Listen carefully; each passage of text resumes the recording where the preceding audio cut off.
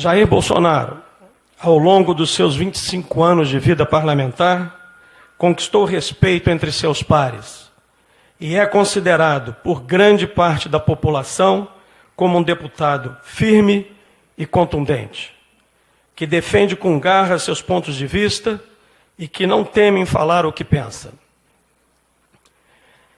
Eu convido o ilustre deputado a ocupar a tribuna para nos brindar com sua visão sobre o que podemos visualizar para o futuro do Brasil.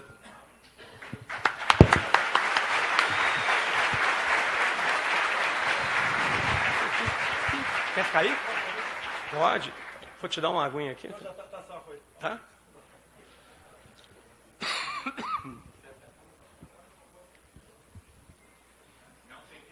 Vou puxar, hein? Cadê o sem fio? Oi. Henrique, o sem fio. Porque se eu ficar parado, eu durmo.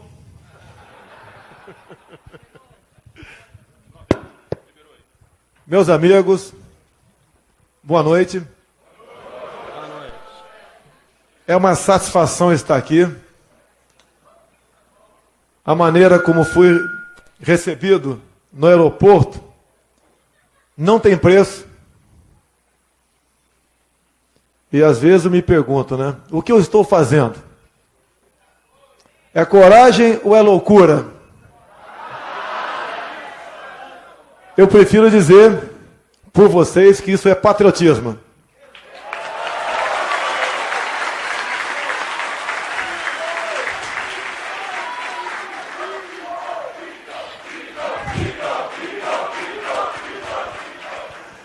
Estou com 62 anos de idade. Mas me sinto... Ainda estou dando uma meia sola ainda, é isso? Estou com 62 anos de idade, mas estando ao lado de vocês, eu me sinto como um jovem tenente do Exército Brasileiro. Esse nosso Exército, que nos garantiu há pouco, mais que a democracia, a liberdade. Esse exército que por muitas vezes é incompreendido pela grande mídia. Eu tive o prazer agora aqui de encontrar dois colegas formados comigo em 1977 na Academia Militar das Agulhas Negras. Eu peço que os dois colegas fiquem em pé aí. General Araújo Lima e o Coronel Ranilson. Esse já tinha 40 anos que eu não via. Olha a diferença de um coronel para um capitão. Ou para um general. Eu parei como capitão para continuar sempre jovem. Muito obrigado aí. Parabéns pelo trabalho de vocês dois aí.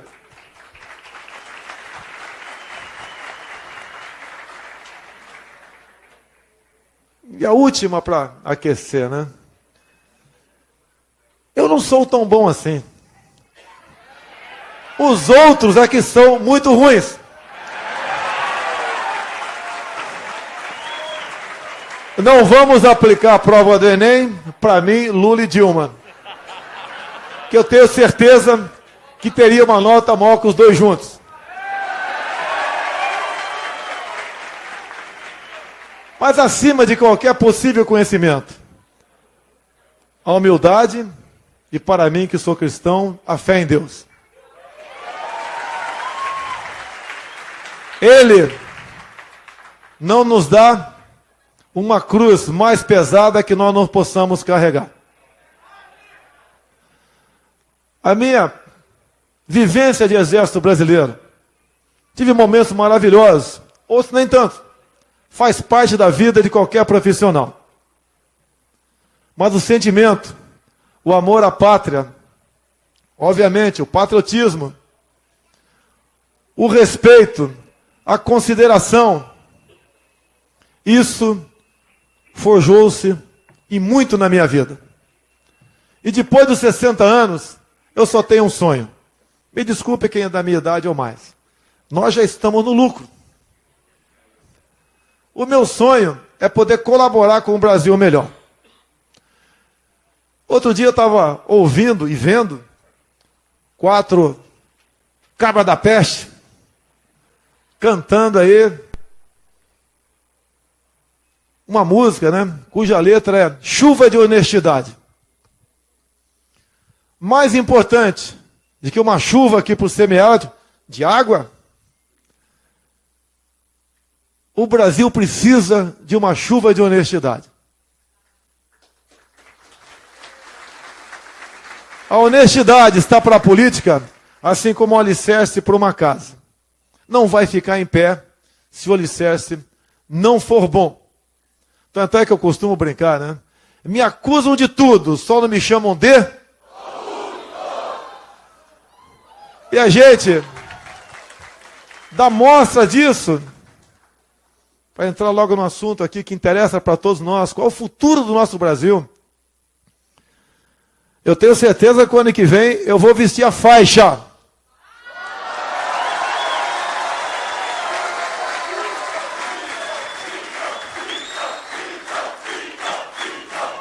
A faixa de Botafogo campeão.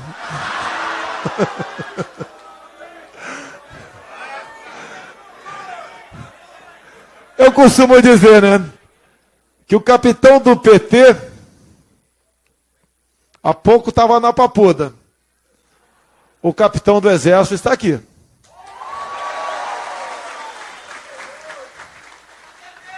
Pensando numa possibilidade futura, porque eu não sou candidato a nada, se bem que a lei eleitoral hoje em dia diz que incorre em crime eleitoral quem explicitamente pede votos. Não vou pedir votos para ninguém.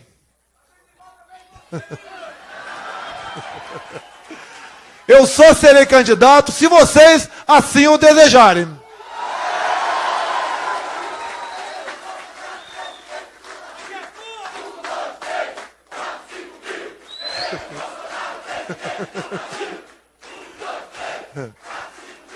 Muito. Vocês são meus amigos, hein? Já imaginaram o tamanho do abacaxi? Mas tudo bem. Se nós juramos dar vida pela pátria, o que é enfrentar um desafio? Vamos lá, o Brasil tem jeito.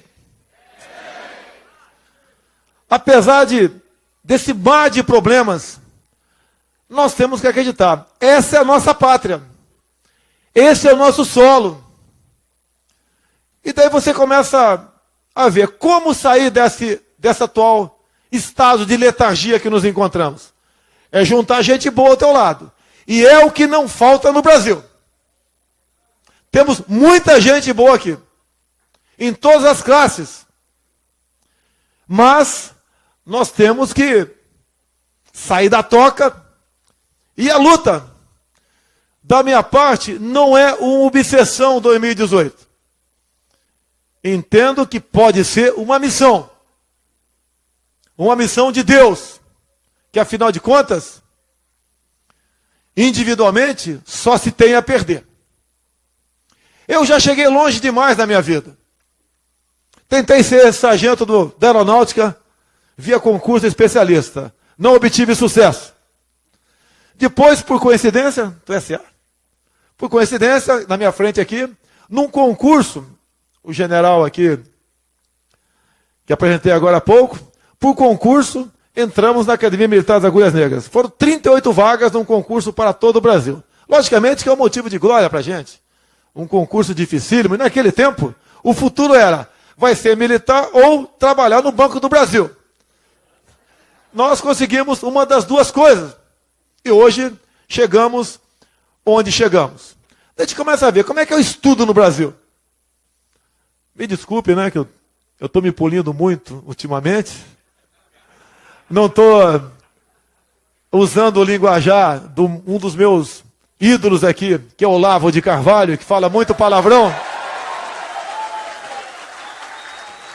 Mas antes do Olavo de Carvalho, nós temos uma pessoa também, porque o Olavo nos ensinou, ensina muita gente, a não temer a verdade e a pensar. Contrariamente, aquele cidadão, né, conhecido como Paulo Freire. E o outro homem que nós devemos muito a ele, mas na questão técnica, Na questão de patriotismo também, o senhor Enéas Carneiro. Só para tocar num assunto muito rapidamente, porque eu sofri muito, mas para mim é motivo de orgulho. Quando entrei naquela briga contra o material escolar, que o governo estava pronto para distribuir no final de 2010. Tá? Canalhas, 1000 vezes canalhas, tá ok? É o mínimo que você podia fazer naquele momento. Usando pessoas que nasceram assim, ou têm esse comportamento, para estimular o sexo nas escolas. E agora, lamentavelmente, temos um outro governo, né? Mas é sobra do anterior ainda, mas tem sua responsabilidade. Livros escolares, cuja uma das historinhas aqui é um rei que se voluntariou para casar com a filha. E a filha não quis se casar com ele, ele prende a filha na masmorra. Não é porque estou no Rio Grande do Norte, não, mas alimentava apenas com comida muito salgada, sem água, e a menina, logicamente, diante do sofrimento, aceitou se casar com o rei, com o pai, mas daí o pai fala para ela, quando eu queria te possuir, você não queria. E prossegue a história. Esse é o padrão de ensino atualmente no Brasil. Isso tem que mudar. Eu costumo dizer,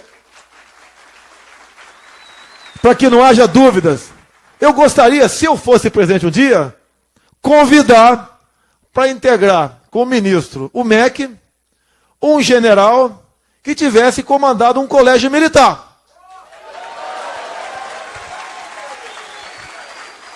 Ou a gente trata como deve ser tratado essas coisas, ou está fora. Repito aqui que não sou candidato a nada, apenas um sonho isso daí. Não pode o MEC continuar com esse tipo de material. Hoje a imprensa lá do Rio publicou aqui que entre as 400 universidades não tem nenhuma brasileira. Ou seja, como estão as nossas universidades? Como está o nosso ensino público? Um sonho meu, tenho conversado com colegas das Forças Armadas, nós temos que, no mínimo, em todas as capitais de estado, temos colégios militares. Olhe um exemplo aqui de Goiás e o Amazonas, as escolas que foram militarizadas. Eu estive lá. A garotada realmente está aprendendo. E o que liberta um homem ou uma mulher da escravidão não é Bolsa Família, não. É o conhecimento. Já que estou numa região agrícola também, aqui o agronegócio também existe. Tem aqui os colegas aqui que mexem aqui com a cana-de-açúcar, onde eu desço o convite. Para mim é um motivo de satisfação estar aqui. Israel é um estado menor que o menor estado brasileiro, que é o de Sergipe. Eles conseguem ocupar lugar de destaque no mundo. E nós? Eu costumo dizer, olha o que eles não têm e o que eles são. Olha o que nós temos e o que não somos. Lá, basicamente, é um deserto. A precipitação pluviométrica é menor do que o nosso semiárido. Consegue ter uma agricultura que lhes dá a garantia alimentar e exportam para a Europa. Criam peixe no deserto. Fui na Embraer deles. O que é comum, né? A gente encontra brasileiro tudo quanto é lugar. Fomos recepcionados, a comitiva que eu estava lá, com brasileiros da Embraer israelense, onde eu perguntei, tem muita gente do IME e do ITA aqui? Ele falou, sim. Além de IME e ITA, tem da Unicamp, tem da USP, tem da Mackenzie, da Unicamp, tem tudo, tem do Brasil todo lá. Por que os nossos cérebros fogem do Brasil? Ou vão buscar realização profissional em outro país? Há poucos anos, eu conheci um garoto no Rio de Janeiro, que ele tinha um projeto pronto, ao motorista de ônibus, por exemplo, pisar no freio, recarregava uma bateria. E tentou implementar isso no Brasil. Não conseguiu. Foi para a França. Daqui a pouco nós estamos importando essa tecnologia para nós aqui. Ou seja, se nós não investirmos em pesquisa, jamais conseguiremos sair da situação que nos encontramos. Falam que eu não entendo de economia. Realmente os entendidos estão aí afundando o Brasil.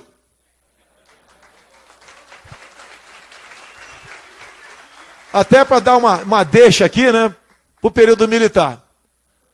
Castelo Branco, Costa Silva, Médici, Gás e Figueiredo. Eles foram formados em cavalaria, infantaria e artilharia.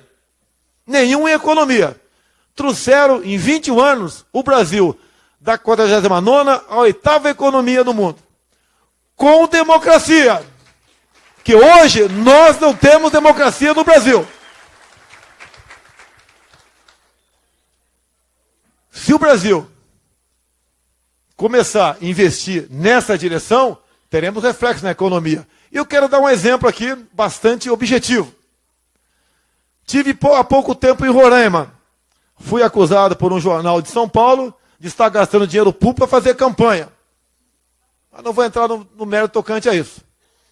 Fui lá em Roraima ver dois problemas lá. Uma questão da invasão da fuga de venezuelanos, que realmente o Estado está sofrendo muito com isso. Os hospitais estão cheios de venezuelanos, as escolas, aumentou a criminalidade, prostituição também, à luz do dia. Tá? Mas fui ver por que aquele Estado não vai para frente. Até tem a ver com um caso ocorrido agora segunda-feira aqui no Brasil. Eu não sei se o pessoal gostou ou não, mas o nosso querido Michel Temer, por decreto, triplicou a reserva da Chapada dos Veadeiros. Então fui ver lá. Ninguém sem energia sai de casa. Nós, mal alimentados, com fome, não saímos de casa. Um Estado, um país também não tem como ir para frente sem energia. Roraima não tem energia. Metade da energia elétrica vem da Venezuela, de péssima qualidade. Outra metade de uma termoelétrica.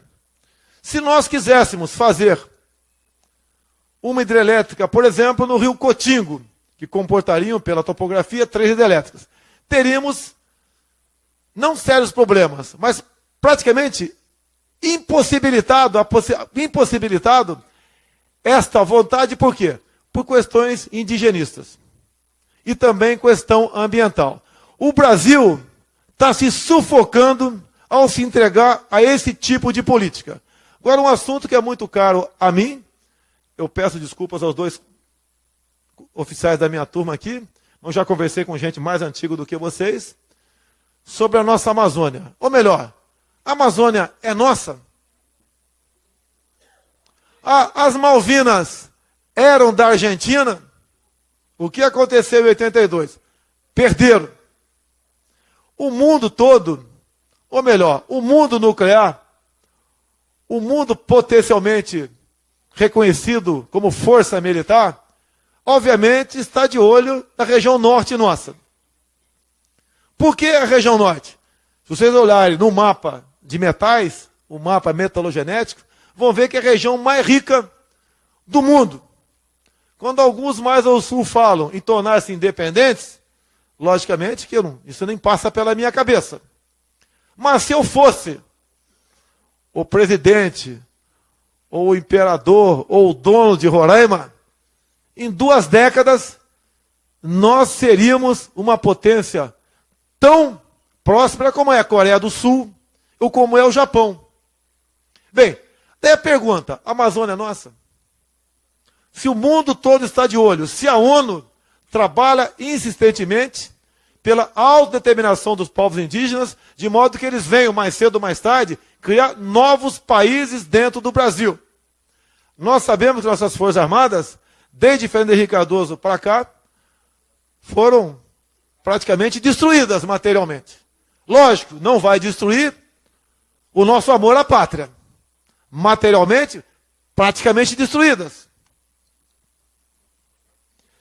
Agora, o objetivo dessa destruição é porque nós somos o último obstáculo para o socialismo. O último obstáculo para uma bandeira vermelha.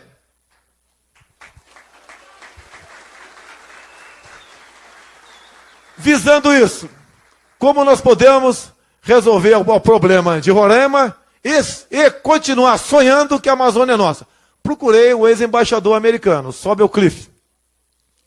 Algumas semanas depois, fui convidado por um secretário da Embaixada Americana no Rio de Janeiro. O total, 5 horas de conversa. O que eu fui propor para eles, num primeiro momento, e no segundo, já que eles me convidaram basicamente para me sabatinar, tendo de vista estar crescendo em pesquisas, e a gente ser uma possibilidade, isso não passa pela minha vontade, passa pela vontade dos senhores. Eu fui conversar com eles a questão mineral do Brasil também. A China tem praticamente invadido o continente africano, em especial Angola, um país rico em petróleo e diamante. Fui conversar com eles e botei para fora, coisa que eu começo a falar agora, porque obviamente interessa. Interessa e não é mais o caso manter-se em sigilo. Sei da minha estatura, sei onde posso chegar, reconheço a quase insignificância na política até há pouco tempo, reconheço. Mas o Brasil bate no meu peito muito forte. Falei com eles, a China praticamente está fechando um acordo com o Brasil para tirar nióbio de Catalão. Já dominam Niquelândia. Tiram nióbio do rejeito de uma mineradora que existe em Cajati, Vado Ribeira. A China estaria por trás, não tenho certeza, na demarcação de grandes áreas para índios paraguaios ali no Vale do Ribeira. Montanhas de grafite, onde entraria aquela história do grafeno, que alguns vão para o deboche para cima de mim. Ou é ignorância, ou é gente que não quer que o Brasil valorize o que é seu. Não sei se a China também, mas eles estão fazendo a coisa certa na ótica deles. Entrando ali na região de Eldorado Paulista, também demarcando grandes reservas indígenas. O que existe naquele local? Esmeralda. A China está entrando no Brasil. Lamentavelmente, nós assistimos aqui, vocês acompanham, o governo federal pensa em começar a vender terras, em especial no Centro-Oeste, para estrangeiros.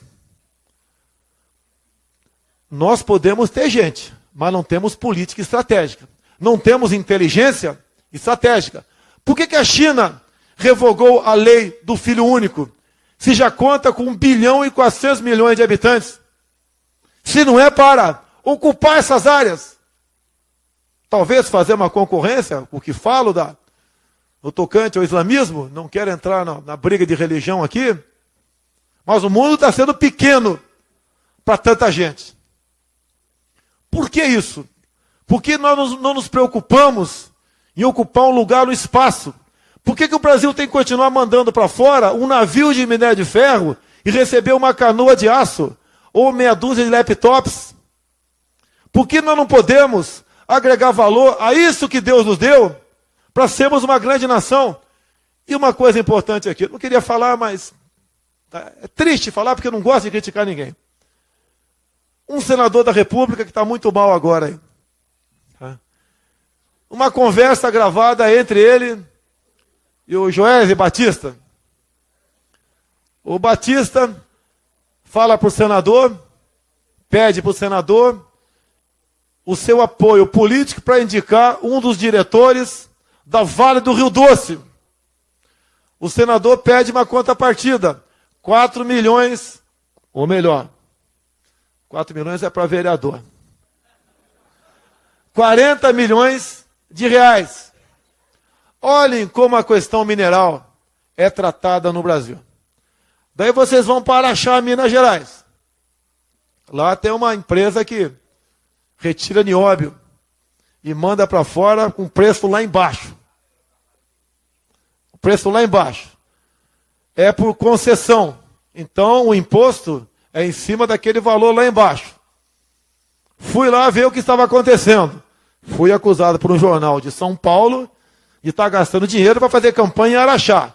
Estive lá apenas na empresa e à noite. Saí à noite para conversar com o povo o que tinha de nióbio naquela cidade. E eles me responderam: apenas a vista para as montanhas ali onde é retirado o nióbio. Nada mais além disso. Bem, este senador também tem a ver com esta evasão de divisas junto ao nióbio. O Jornal de São Paulo, vale a pena, né? Me entrevistou há um mês e pouco atrás, por 1 hora, sobre esse episódio. Falei tudo. Alguns dias depois eu fui esculachado pelo jornal. Como um elemento preocupado, assombrado, com uma questão que não tinha que me preocupar. Que inclusive falei das reservas indígenas, Raposa, Serra do Sol, Yanomami, as riquezas, falei do Vado Ribeira, mas fui esculachado. Eu não sei se o interesse era político, porque tem um candidato em São Paulo que quero mais que ele seja feliz, não tenho nada contra ele, tá ok? E até porque eu não sou candidato a nada ainda, o de lá é. O de lá, quando vai para a Coreia do Sul, é tratado como rei. Quando eu vou para Israel, pergunto se eu usei verba da Câmara. A verba da Câmara não é para viagens internacionais. Ok? Mas vamos lá. Nessa questão, então, mineral. Nós temos que investir tecnologia, pesquisa. Há pouco, estando ali em São Paulo, na Mackenzie, interessa para os colegas das Forças Armadas aqui, né? Passou uma comitiva de militares por lá, porque estão na iminência de se produzir coletes à prova de bala com grafeno. Ou seja, esse paletó podia ser um colete à prova de bala. Blindagem de viaturas militares, da mesma forma, com pinturas. E segundo os pesquisadores lá da Mackenzie em São Paulo, nos próximos 10 anos, o mundo movimentará com grafeno $1 trilhão. Já os economistas do Brasil preferem mexer na taxa Selic. É só aumentar, diminuir. Está lá o seu Henrique Meirelles, o pessoal achando a maravilha. Ele era do Conselho Administrativo da JBS Friboi.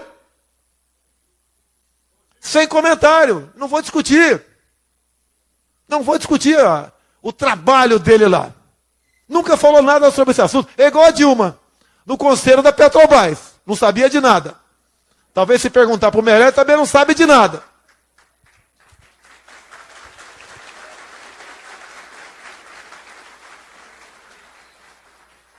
Vamos lá.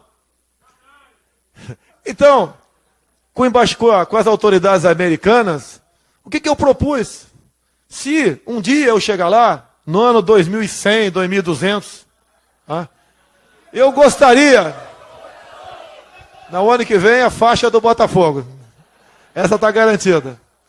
Eu gostaria de explorar o nosso subsolo, não por concessão, mas por parcerias.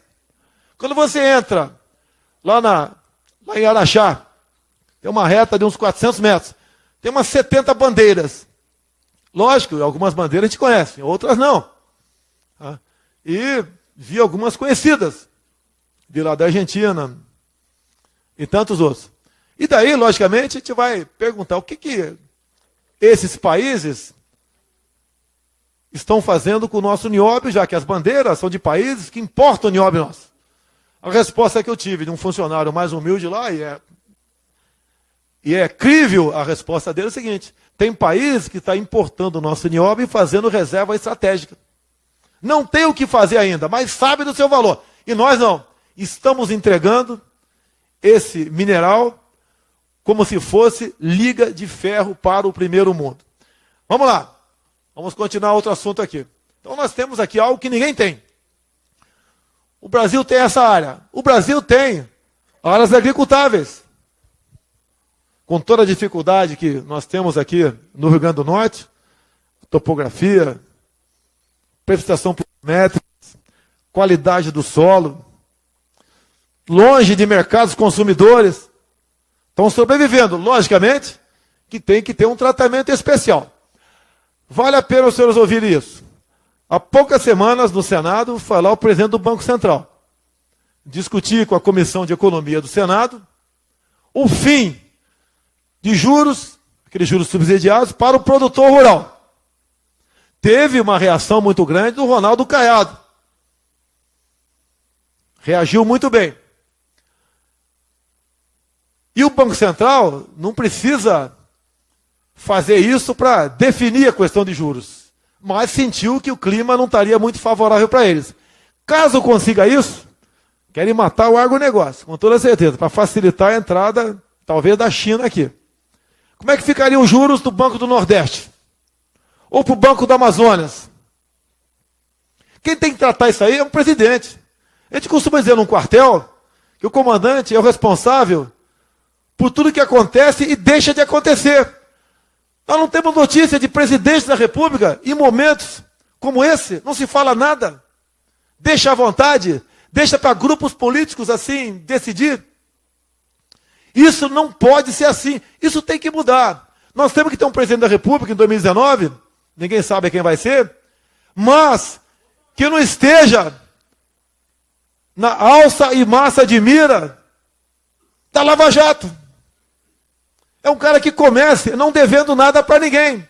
Um cara que chegue a ocupar a presidência sem gastar. Porque se é para gastar, para fazer igual aos outros, eu tenho certeza que nenhum de nós aqui entraria nessa aventura.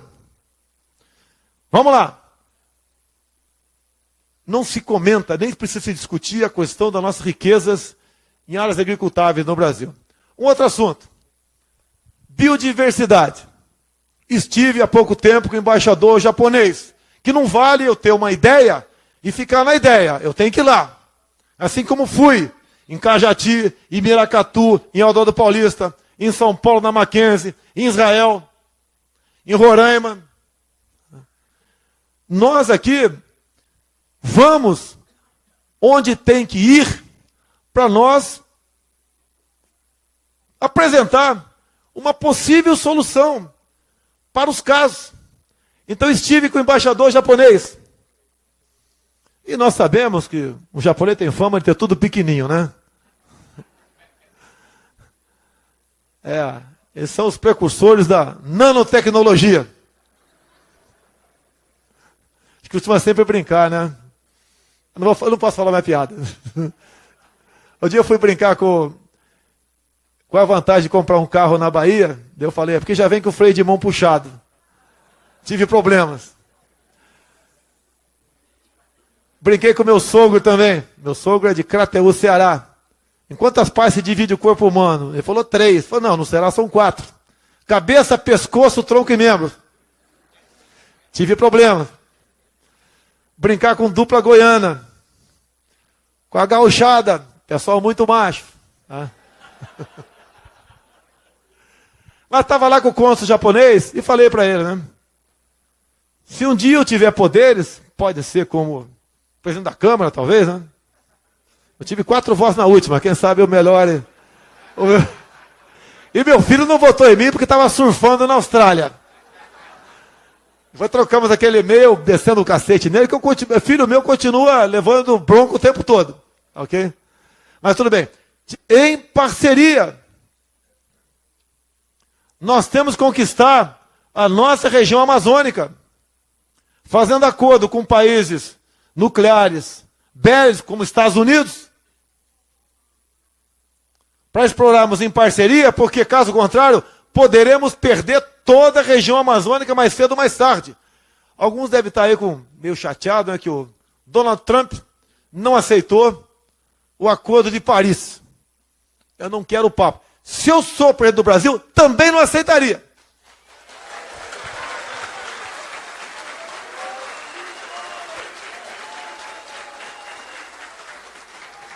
Vale a pena aqui uma rápida passagem. Foi tratado lá de forma escondida, conhecido como triplo A. O que é 3 vezes A? Andes, Amazonas, Atlântico. Uma grande faixa que varia de 50 quilômetros a 150 quilômetros. 136 milhões de hectares. Esse triplo A seria, como está em negociação, por esse pessoal que tratou aqui do Acordo de Paris, para preservar o meio ambiente, como fundamental, indispensável para a sobrevivência da humanidade. Nós vamos perder a Amazônia. E vão fazer o quê? É bom ficar quieto para não levar cascudo. Um país cujas elites ignorou suas forças armadas. Se quer o poder de persuasão, nós temos o poder de exercê-lo, ou a capacidade. Forças armadas é investimento. Como estavam os heróis nossos do Exército Brasileiro, na Mackenzie, em São Paulo, para ver aqui a utilidade bélica com o grafeno. Que alguns, repito, levam para chacota quando tocam nesse assunto. Mas o nióbio vem lá do nosso querido Enéas Carneiro. E deixa eu elogiar aqui o Ciro Gomes, que há poucos dias ele deu uma declaração preocupado também com a questão do nióbio. Não é que possivelmente ele venha a ser candidato, eu não vou elogiar quando ele merece. Merece elogio. E se ele for presidente um dia, estarei à disposição dele, se houver interesse, é lógico, né? De tratar desse assunto. Vamos lá. Biodiversidade, riqueza minerais, terras agricultáveis. Por que se eu aqui oferecer para alguém, o casal com 2 filhos pequenos, a ficar 15 dias de graça em Copacabana, alguém vai querer ir para lá? Não vai. Eu não vim aqui fazer campanha contra o Rio de Janeiro, mas é uma realidade. O ano passado, uma turista argentina, de biquíni, foi assassinada a golpes de faca na areia. Comum arrastão. Prostituição à vontade. Drogas. Tudo que não presta está lá. Não temos segurança. Sem segurança não tem turismo. O turismo mexe com 10% do PIB do mundo. Agora, como dar segurança?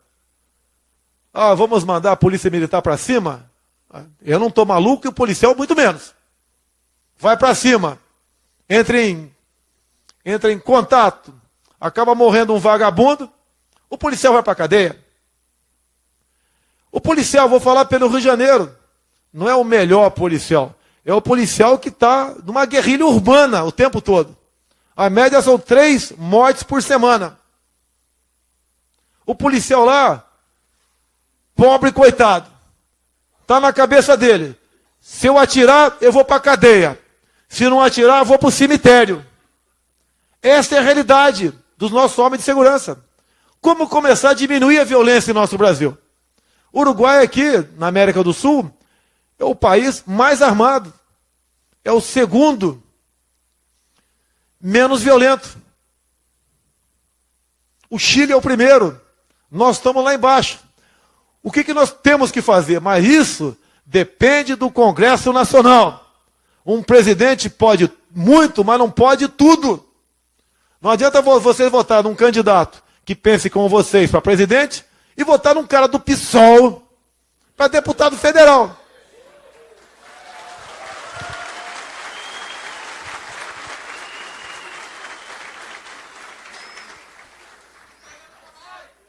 A prova que tudo deu errado, de Fernando Henrique Cardoso para cá, é o mapa da violência. E o pessoal tenta justificar o tempo todo, né? Por favor, aqui, ó. Quem falou que o Joaquim Barbosa é um negro de primeira linha não foi eu. Porque se eu faço, eu estou preso. Se eu falo, eu estou preso agora. Foi lá o ministro Barroso. É comum você ver, quando tem aquele pessoal especial, os globais, né, discutindo a violência, cada 10 mortes, 7 são negros e 3 são brancos. Até parece que eu tenho um negão aqui, ou não, por acaso? Vem cá, uma escurinha aqui, vem aqui. Uma escurinha aqui, vem cá. Vamos supor que nós dois aqui fôssemos assaltar um banco. Ia chegar a polícia, ia só dar tiro nele, que é mais escurinho do que em mim. Não existe isso. E quem mais mata no Brasil? É branco ou é negro? Não sei. Não me interessa. Nós temos que tomar providência com quem aperta o gatilho de forma ilegal. E não com a cor da pele. Quer ver? Falam que eu sou contra a mulher. Eu queria que 3, pode ser meninos ou senhoras, ficassem aqui. Só três aqui. Vamos fazer aqui um teste aqui. Dizem que eu sou misógino. Fica aqui. Dizem, só três. Então, chegou. Olha só, fica aí, 4. Olha a responsabilidade de vocês para comigo. Nós estamos falando de violência contra a mulher. Vamos supor que vocês estejam andando de carro sozinhas. O carro furou o pneu, você parou na estrada. Ou então você está no local, sozinha, longe, e de repente aparece um homem que você já tem um sentimento que é um vagabundo. Aquele sentimento feeling, esse cara é bandido. E chega, por exemplo, se aproxima de vocês. Você tem um sentimento que vai fazer uma maldade com vocês. Ok? Você prefere, vou dar 2 alternativas para vocês. A primeira alternativa, você saca do bolso um papel e fala o seguinte: olha aqui a lei do feminicídio.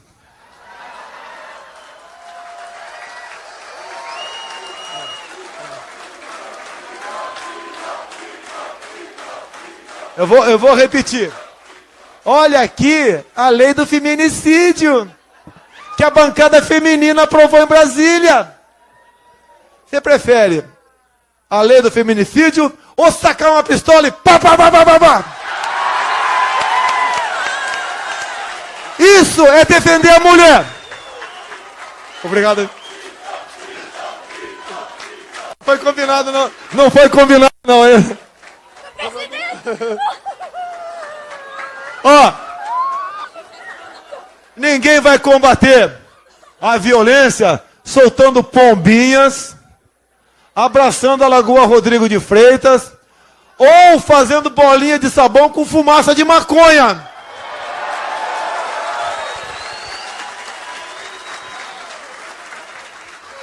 Violência se combate com energia ou com violência.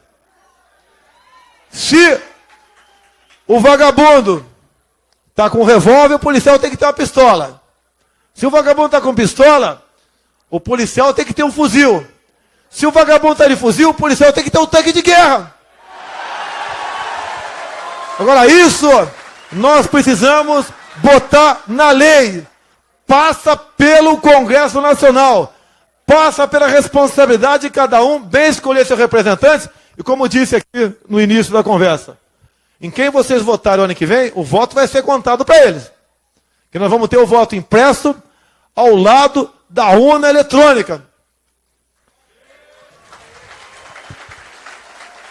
Há 2 semanas, fui recebido com um tapete vermelho no TSE no Rio de Janeiro. Só não estava presente Gilmar Mendes, presidente do TSE. E lógico que a conversa foi para o lado da dificuldade que estão tendo para implementar o urna eletrônica, o voto impresso ano que vem. Um dos argumentos, a maquininha pode engasgar. Ó, tá de brincadeira. Com a nossa tecnologia hoje em dia, um papel engasgar, não tem cabimento isso daí. Não tem justificativa para isso daí. O próprio ministro Gilmar Mendes, há pouco, falou da possibilidade de adiar a implementação do voto impresso. O deputado do PT, que é o relator de uma reforma previdenciária, da reforma política agora em Brasília, né, quer também revogar a lei que garantiu o voto impresso. Aí é golpe, Nós temos como ter eleições limpas o ano que vem. Hoje nós temos que apelar para aqueles 40% que se abstêm ou voto nulo, que não haja dessa maneira. Vi com tristeza, ouvi o ex-ministro Joaquim Barbosa, ontem, não só no episódio quando o Barroso diz que ele é um negro de primeira linha, se fosse eu, né? Ó, tem negro de segunda linha? Cadê os brancos? A feia não pode ser estuprada, a bonita pode. Aquela história, você sabe o que vem acontecendo. Querem me tirar de combate de qualquer maneira. Não é por mim, não. É por nós. Ok? É por nós. Pode ter certeza que esses tiros aqui a gente vai tirar de letra. A gente vai chegar lá e vai incomodar. O meu sonho é mostrar... O meu sonho é mostrar que o Brasil tem jeito. Apenas precisa de gente como vocês entrar nessa briga. Nós temos que virar a página dessa crise política, que é a mãe das demais crises. Como aparece a ineficiência e a corrupção?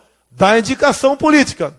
Essa maneira de fazer política tem que ser deixada para trás. Se é para fazer a mesma coisa, estou fora. Se sou maluco, quem vai julgar são vocês. Nós temos que buscar uma maneira de mudar os destinos do nosso Brasil. Cadê o livro que estava aqui?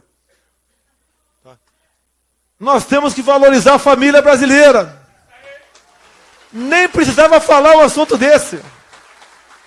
Nem precisava falar um assunto desse. Temos que respeitar as criancinhas em sala de aula. A educação vem de vocês. A instrução vem da escola. Temos que dar meios para o professor exercer a autoridade em sala de aula. É o básico. Se nós queremos daqui a alguns anos colher fruto disso. A antepenúltima lei, sancionada por Dilma Rousseff, levei muita pancada porque falei isso, né? Foi incluir no currículo escolar do ensino fundamental a disciplina de dança. Porque dançar, vai na faculdade dançar, porra. Vai lá no baile funk. Vá onde bem entender. Botar criancinha de 6 anos de idade para dançar, deve ser para dançar na boquinha da garrafa. Nós temos que combater isso. Se nós não mudarmos a formação da nossa juventude, não podemos sonhar com dias melhores para nós. Apesar, como disse há pouco tempo lá em Manaus, vocês estão em cima de uma serra pelada passando fome. Estou para ir no Pará. Daí me ofereceram um avião particular. Falei, eu não entro em avião particular.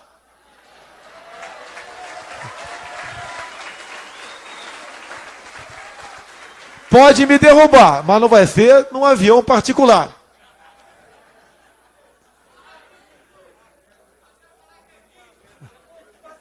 Mas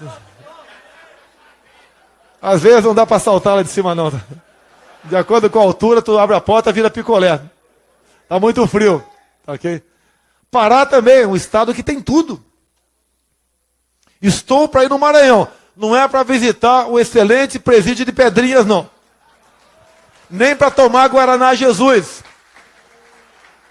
É o estado mais pobre do Brasil. E por ocasião das eleições municipais de 2016, o governador do PCdoB bateu no peito e se gabou aqui.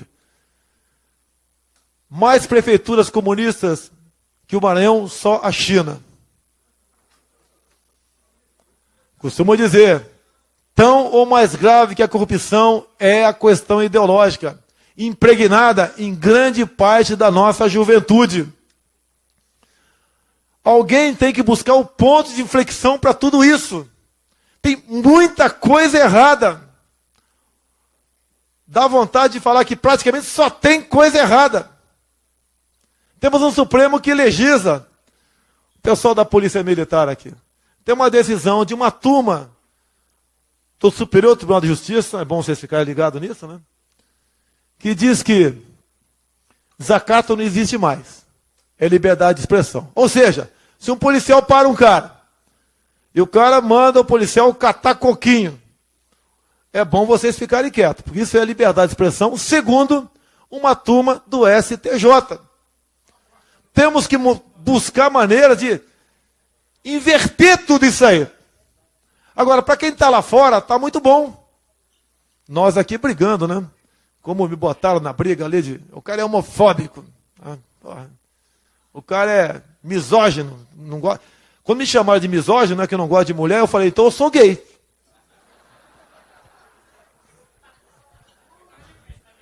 Tá meio difícil, né? Tá meio magrelo, gordo, bunda de tábua de passar roupa. Mas isso daqui te leva à brincadeira, ok?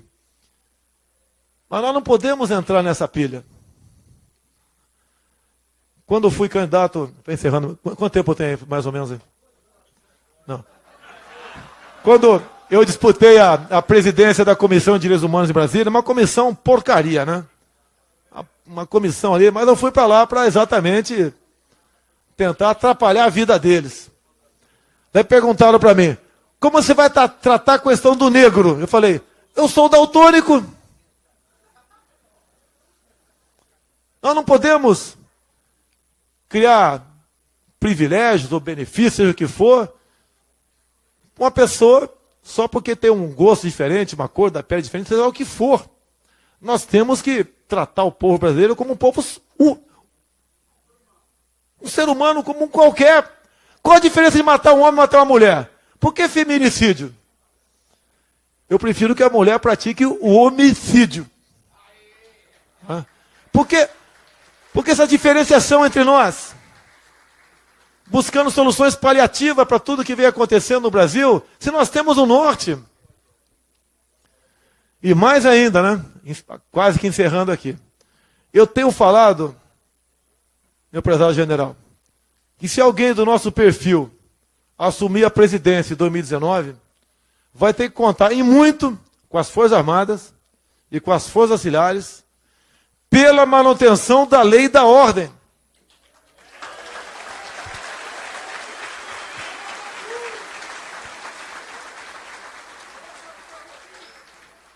Nós não podemos admitir e achar que é normal, como grande parte da mídia diz, as manifestações de Brasília. Aquilo não é manifestação. São ações terroristas. Você tem que botar na lei que quem impede o direito de ir e vir, quem depreda patrimônio, quem queima ônibus, isso é terrorismo. Nós temos que mudar isso aí, porque sem disciplina jamais podemos sonhar com ordem e progresso. Não tenho comigo hoje em dia, de forma explícita, governador, prefeito, seja lá quem for. Tenho a simpatia de vocês. E com esse oxigênio, se for vontade de vocês, eu vou pro pau o ano que vem.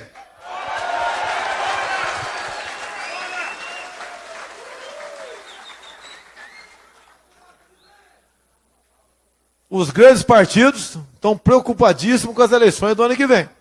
É óbvio. O futuro presidente vai indicar aí 3 ministros do Supremo.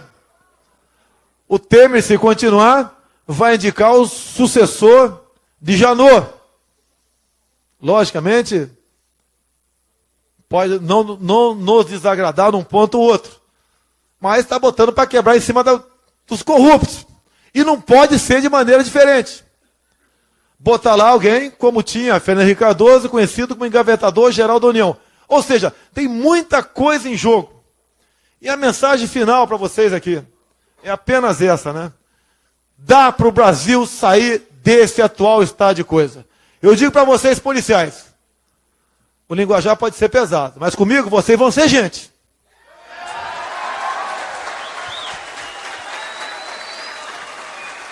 Aqueles dois que conferiram, 2 vagabundos que estavam no chão no Rio, serão condecorados por mim. No Ministério da Defesa, olha que vergonha, o atual ministro da Defesa é desarmamentista. É a mesma coisa, tem alguém no centro cirúrgico que tenha nojinho de sangue. Olha o padrão, o perfil dos últimos ministros da Defesa. Uma vergonha.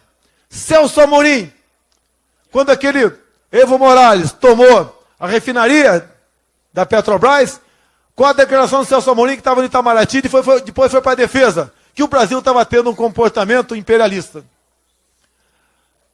Olha, Aldo Rebelo, PCdoB, no carnaval retrasado, com o avião da Força Aérea, que a imprensa podia explorar esse assunto, né? Foi passar o carnaval com Fidel Castro.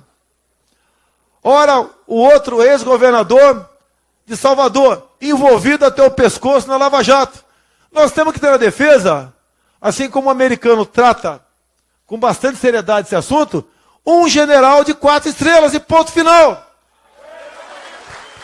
Eu lembro quando Bush resolveu invadir o Iraque. A França, apesar do poder de veto, a França votou contrário e ele invadiu.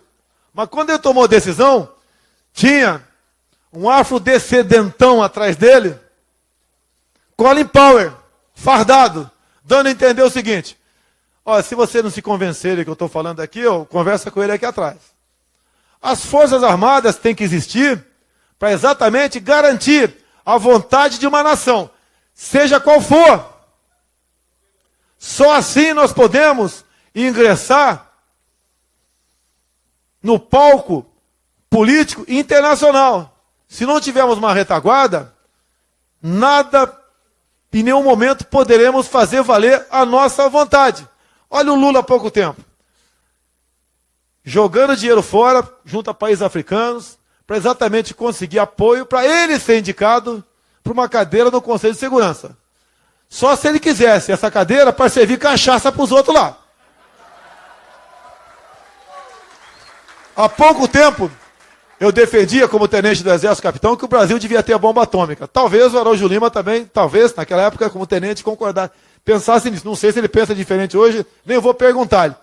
Mas hoje em dia, eu passei a ser, pelo menos por enquanto, contra. Imagine o Lula com a pastinha na mão da bomba atômica. Para onde nós poderíamos ir? Meus senhores, eu teria muito a falar, falta falar alguma coisa de economia, falta falar sobre mais coisas sobre educação, falta muita coisa sobre o agronegócio, mas não estou em campanha, nem tenho um programa de governo, afinal de contas, não sou candidato a nada.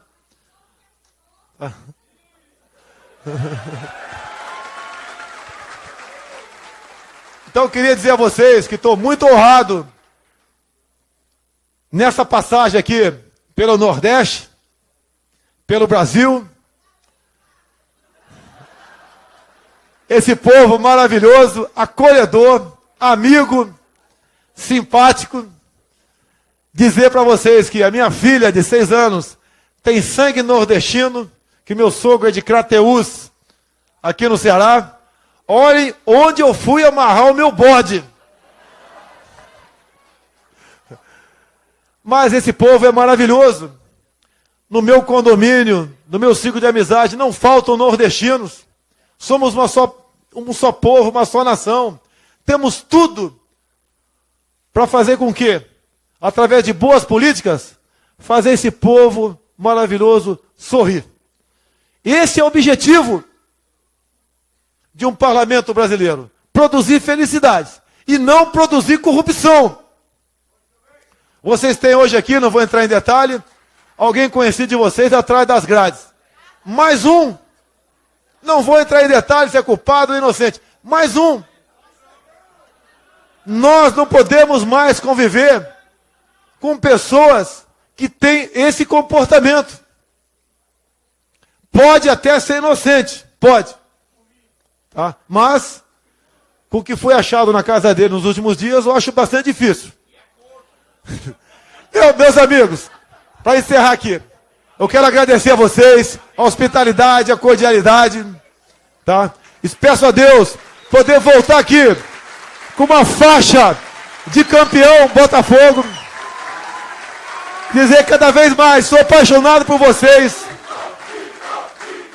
e o nosso grito de guerra, Brasil acima de tudo, Deus acima de todos. Muito obrigado aí.